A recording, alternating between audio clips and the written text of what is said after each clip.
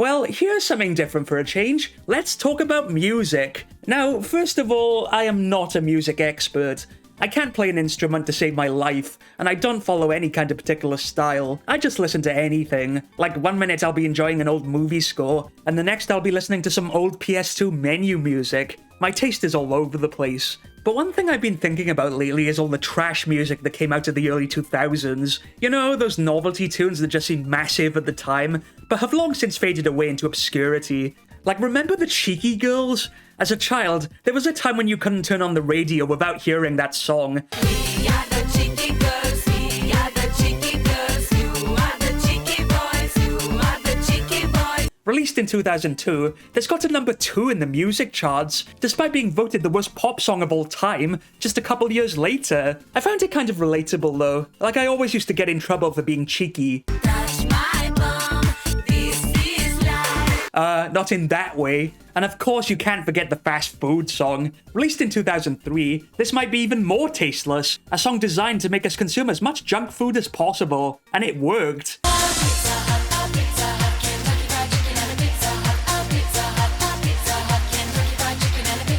This song was everywhere, and every time I heard it, it just made me want to eat a giant pizza. They'd always play this song in the school disco, and at one point, I think we even had to perform it as a class dance on stage with all our parents watching.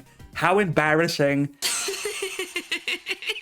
Another weird thing is when a lot of kids' shows always came out with music singles. Like Bob the Builder had a #1 hit with his theme song at the time, and he even recorded a remix of Mambo No. 5. And let me go on the record here, I love Mambo No. 5, but this version is just strange. A little bit of tiling on the roof, a little bit of making waterproof, a little bit of concrete mixed with sand, a little bit of Bob the Builder man. It's all noise. Even the tweenies took a shot at music stardom as well, with Have Fun, Go Mad.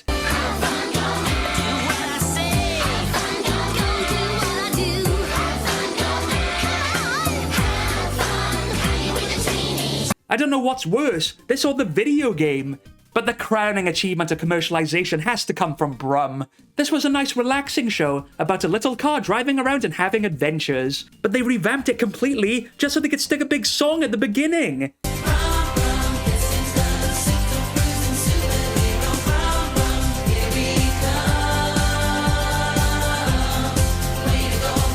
Like, even as a kid, I never got this. What's up with all these crazy nutcases dancing around in bright suits? Is there something I'm missing here? Like, is this whole city one big mental institute?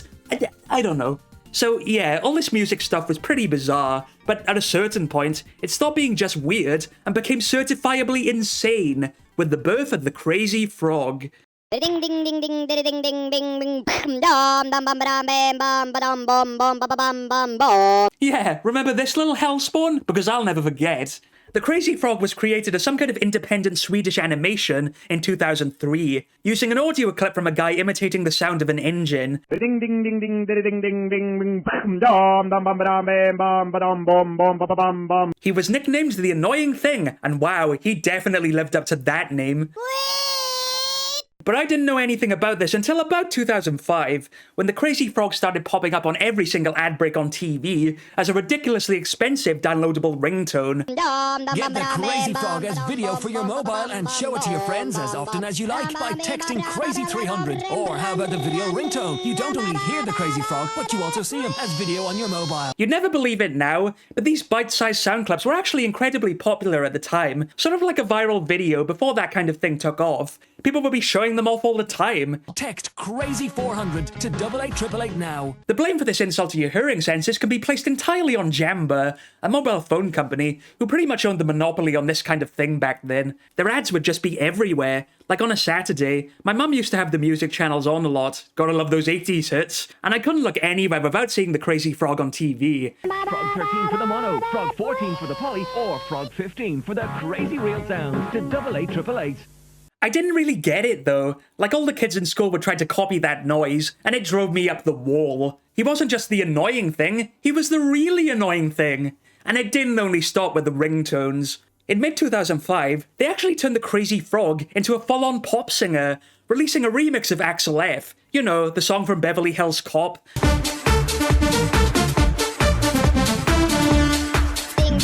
Amazingly, this got to #1 in the UK music charts, and I remember it being huge at the time. Even when I go on holiday, this song would be blaring out across the pool. I have to admit, in hindsight, the animated music video is kind of charming. You actually saw a lot more of that stuff back then, like all the Gorillaz music videos, which I found very appealing at that age. It's just that the character himself is so, well, annoying. But the Crazy Frog just kept getting more and more airtime, which led to more and more songs, like this version of Popcorn, which really takes me back.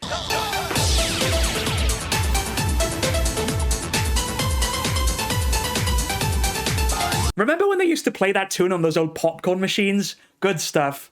Then he had the nerve to do a cover of We Are the Champions, with the Crazy Frog running away from an army of identical clones, i.e. my vision of hell.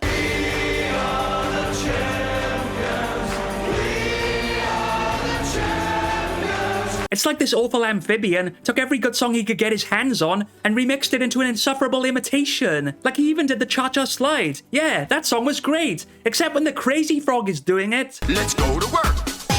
Right foot, let's stomp. Left foot, let's stomp. It really is baffling in hindsight. Like, what was it about this thing that made him so enamored in people's eyes? Because the merch was flooding the shelves. The Crazy Frog even had his own video games. Yes, video games. Crazy Frog Racer 1 and 2, which are so awful, I can't ever review them because I die from an annoyance attack. But despite all the fame, and the glory, and the irritation, there is one thing that I always had on my mind whenever I'd see the Crazy Frog. Why does he have, junk? Yeah, I'm not making this up. They actually aired these ads on TV with the Crazy Frog having a visible winky. It's just disturbing. In fact, my cousin had a plush toy of the Crazy Frog in his bedroom, and even that had the ghoulies. Were they mental? I was so perplexed about this as a kid, I'd actually asked my mum why the Crazy Frog had private parts, and she was so traumatized, they ended up locking her in the rubber room for life. I mean, it's true they censored the gonads later, but by that point, the cat was already out of the bag. Well, the good news is that around 2009, the Crazy Frog finally crawled back into the pond.